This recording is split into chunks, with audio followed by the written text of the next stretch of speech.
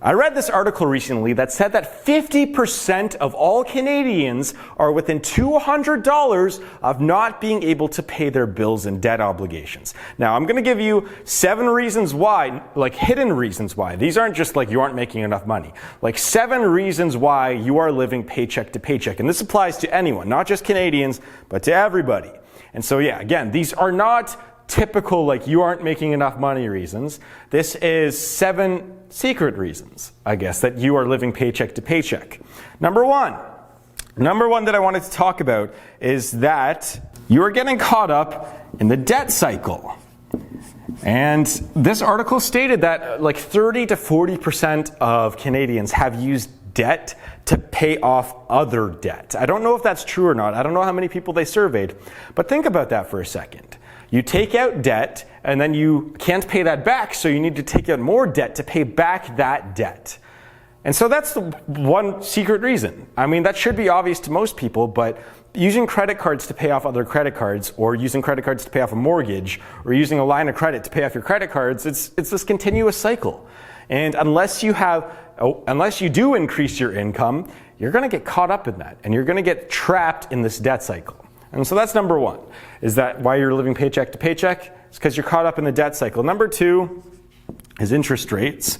And so sometimes a lot of people who take out debt, they don't know what happens when interest rates go up. When interest rates go up, their debt payments go up, if they're variable rates or if they're lines of credit. So what happens, I think I might have an example here. So, for example, a 1 percentage point rise in interest rates, which, we haven't seen a 1% rise in a long time, but a 1% rise in interest rates on a current mortgage that has a 3% interest rate, so it's going from 3 to 4%, that would equate to roughly an extra $80 to $100 a month on a $100,000 mortgage. So think about that. Your debt payment is going up about $100 a month. That's $100 more in an unexpected expense every single month just because your interest rate on the loan goes up. And so people don't understand that. So when rates rise, regardless of what your loan is, you're going to end up paying more. So always make sure that you either, A, when you take out debt, it's a fixed rate and it doesn't change, or 2, that you have enough savings or money so that if the interest rate on your loan goes up, that you have enough to cover that additional expense. So that's number 2, is that people don't understand interest rates. So number 3 here, we're getting into a little bit more common stuff, I guess, is lack of budget. No budget. This is just absolutely stupid. So this is the example I like to give is doctors. Doctors and lawyers, people that make 6 figures. Doctors will make $150,000 to $400,000. So we're gonna say that they're new. They make $100,000. Let's say that. So what happens is that these people are living paycheck to paycheck as well, because when your income goes up, you think, oh, this is great. Let's make our expenses go up and make our lifestyle better. So this is called lifestyle inflation. So you can make a lot of the times when you make $100,000, you will make your expenses close to $100,000.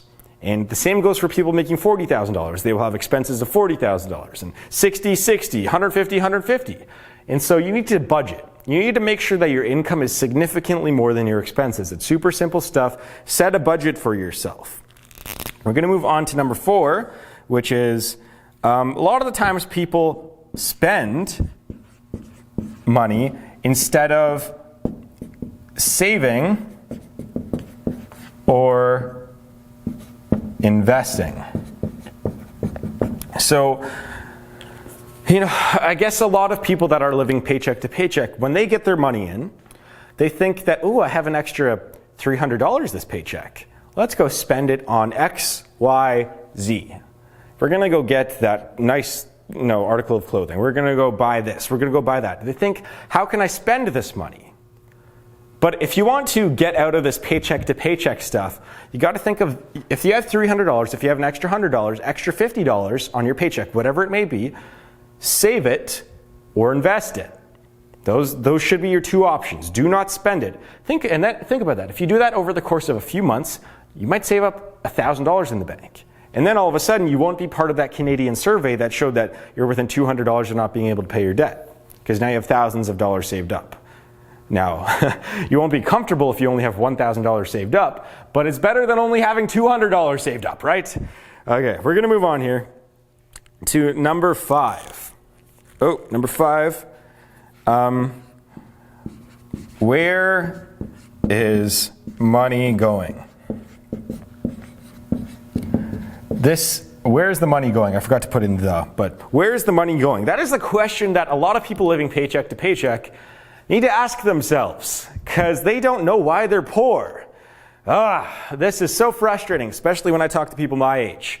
So they will make $35,000 a year if you're lucky when you're young, all right? And then they will be like, man, I'm so poor, but like I don't buy anything. That's BS right there. You are buying stuff. You just don't keep track of it. You need to know where your money's going. It's super simple. You just, every time you buy anything, just write it down. You don't even have to write it down. A lot of the times your bank will have a statement of where exactly you spent your money. That's what I look at. And I track that every single month. Where's my money going? You got to keep track of that stuff. You got to know where your money's going. And you know what? You got to know where your money's coming from too, and how much is coming in.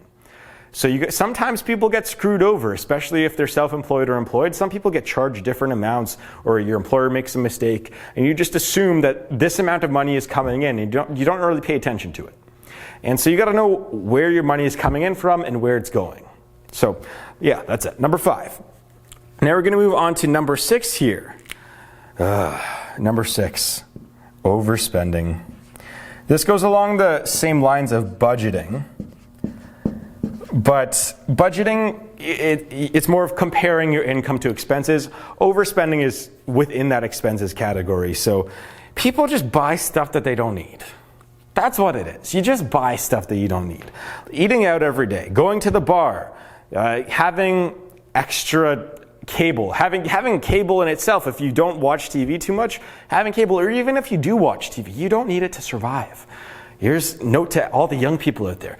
If you don't have TV, you'll live. Whoa, it's a weird concept. I actually was listening to I think it was a Dave Ramsey podcast. I think it was him. And someone called in and said how these people are in $250,000 of debt, and they're looking to cut out expenses, but they don't want to cut out cable. They don't want to cut out phone. They don't want to cut out internet, even though their job didn't require that. They weren't willing to cut out essentially those which were a couple $100s a month, so that's gone. They weren't willing to stop eating out, so that's gone. They're wondering why they're in debt and why they're poor.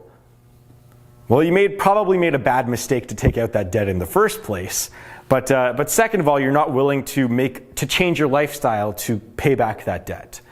So that's a big problem right there. And yeah, the biggest expense that I've seen from females specifically is clothes.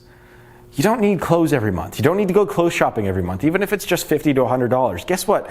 A lot of this clothes that I'm wearing right now, years old. This shirt I bought, I was probably in first year. This was 4 years ago, 5 years ago. Like, you don't need to buy clothes every month. I go clothes shopping once or twice a year. So what you know what? If you want to keep up with the trends or whatever, to look good for the opposite gender, especially girls, like you want to look good for guys. Well, guys don't really care if you have the new clothes. Guys don't notice. Guys don't notice. So that's something for you guys to think about, is just don't overspend on stuff that isn't a necessity. And that's a secret reason why you're living paycheck to paycheck. Number 7 is this could be the difference between you being poor and rich. So this could get you not only from paycheck to comfortable, but this could get you from paycheck to wealthy. I mean, it did for me. So having a side business, this could be the difference between you paycheck to paycheck and being wealthy. Having a side business. And even if it's just some online thing that you do that brings in $50 to $100 a month. Like when I started, that's all it was. I was starting side businesses that would bring in $50 to $100 a month. And then eventually grew. It was like $400 a month, and then $500, and then $1,000, then $2,000, then $3,000, then kept going, $1,000, you kept going up to thousands of dollars per month, just from side businesses. So if you were just to put in when I started, it was just an hour here, an hour there, a couple hours a week, and then it grew into a little bit more once I started making more money. And that's all it takes. Even if you have a 9-to-5 job, I don't find that as an excuse. So if you have a 9 to 5, maybe I had it. I was kind of like a 9 to 5er. I had my own hours, but I'd still go in for pretty much 9 to 5 o'clock. But I would get up, at 5:30, go to the gym, commute to work. The commute was about an hour and a half. And then I'd come home, it'd be, 6:30, 7 o'clock, 7:30, sometimes 8 o'clock if the traffic was bad. Then I'd come home and I'd work. And I'd work on the side business for an hour or two. And I did that every night for a few months. And then eventually the side businesses took off. And I was able to do those full time. And so that could on its own just get you out of this paycheck to paycheck. Sometimes you could ignore a lot of these, but if you have a side business that takes off, that could take care of you to get out of this paycheck to paycheck. So yeah, have a side business, have a side hustle.